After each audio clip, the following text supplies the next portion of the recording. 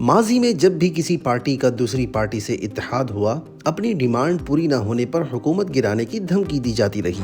ऐसा ही peoples party और मुस्लिम league नून के माजी के इत्तेहाद में भी होता रहा और अब एक बार फिर वक्त वहीं आकर रुक गया है। पीपीपी की स्पोक्स पर्सन शाजिया मरी ने खुले आम पीएमएलएन को धमकी दी कि अगर पीपीपी ने अपनी सपोर्ट विड्रॉ की तो हुकूमत गिर जाएगी। लेकिन ये स्टेटमेंट सिर्फ एक वार्निंग है या पीपीपी के तहफ्फुज़ात और शिकायत सच में बढ़ी जा रही हैं? और क्या सियासत के इस नए मोड़ पर मुल्क में कोई नया ट्विस्ट आने वाला है? पीपल्स पार्टी और नून लीग के दरमियान अलायंस हमेशा से एक अनईजी पार्टनरशिप रही है, लेकिन हालिया इवेंट्स ने इस टेंशन को और बढ़ा दिया है। पीपीपी के सीनियर लीडर्स का कहना है कि उन्हें इम्पोर्टेंट डिसीजन में कंसल्ट नहीं किया जाता। Pakistan maritime and sea port authority का कयाम पीपल्स पार्टी के लिए एक ब्रेकिंग पॉइंट बन गया है, जहां उनका कहना है कि सिंध और पीपल्स पार्टी को मुकम्मल तौर पर इग्नोर किया गया। शाजिया मरी ने तो अपनी प्रेस कॉन्फ्रेंस में ये तक कह दिया कि हुकूमत का वजूद सिर्फ पीपल्स पार्टी की सपोर्ट की वजह से है। अगर हमने अपनी सपोर्ट वापस ली तो हुकूमत खत्म हो जाएगी। ये धमकी बिल्कुल भी एक पॉलिटिकल स्टेटमेंट नहीं, बल्कि उनके अंदर हुकूमत की रवैये से पैदा होने वाली शदीद शिकायत को रिफ्लेक्ट करती है। पीपल्स पार्टी का ये भी मुतालबा है कि काउंसिल ऑफ कॉमन इंटरेस्ट यानी सीसीआई का इजलास बुलाया जाए, जो 11 महीने से नहीं हुआ।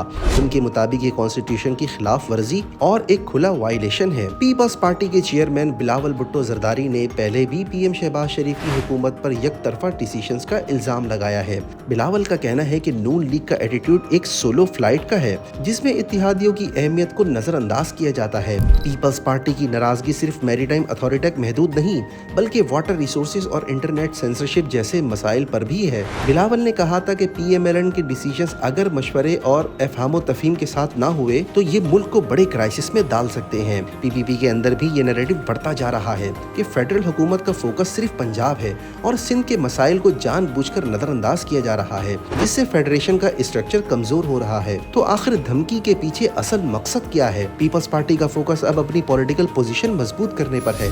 सिंध और पंजाब के पावर शेयरिंग एग्रीमेंट्स में पीपीपी का कहना है कि उन्हें इक्वल रिप्रेजेंटेशन नहीं दी जा रही। चोलिस्तान के कैनाल्स का इशू और वाटर डिस्ट्रीब्यूशन का मसला सिंध के लिए बहुत अहम है। पीपीपी ने खुले आम पीएमएलएन से पूछा है कि ये वाटर प्रोजेक्ट्स के लिए रिसोर्सेज कहां से आएंगे, जो पहले ही एक कहत की तरह सिचुएशन क्रिएट कर सकते हैं। एक्सपर्ट्स का कहना है कि ये धमकी सिर्फ नून लीग को अपनी पोजीशन पर सोचने पर मजबूर करने के लिए है, लेकिन अगर ये डिफरेंसेस सुलझाए न गए तो अलायंस का ब्रेकडाउन मुल्क के लिए एक पॉलिटिकल इनस्टेबिलिटी का सबब बन सकता है। एक खदशा ये भी है कि शायद हुकूमत गिरने वाली है। शाजिया मरी का ये स्टेटमेंट सिर्फ एक वार्निंग हो सकती है, लेकिन पीएमएलएन के अंदर भी टेंशन बढ़ रही है।